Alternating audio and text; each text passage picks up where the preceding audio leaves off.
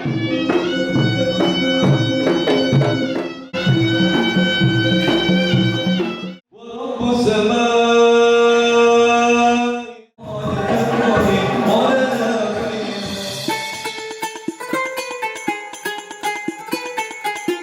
terhormat kepada Ibu Ketua Dharma Wanita Persatuan Biro Umum Sentra Provinsi Lampung, Ibu Desmeli Ardianingsih.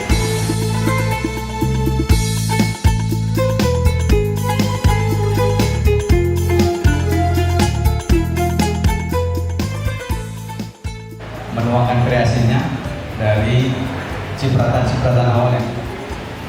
Tahun ini ulang tahun Provinsi Lampung oleh Bapak Gubernur berdasarkan semua masukan lewat lomba. Temanya harmoni dalam kolaborasi menuju Lampung untuk Lampung berjaya. Itu pun berdasarkan masukan dari kawan-kawan di luar ya, para netizen, para milenial, para Gen Z yang diakomodir oleh kawan-kawan saya sini dalam bentuk lomba. Nah, atas profesi itu, atas pekerjaan itu kita masih bisa mengarungi kehidupan ini dengan baik.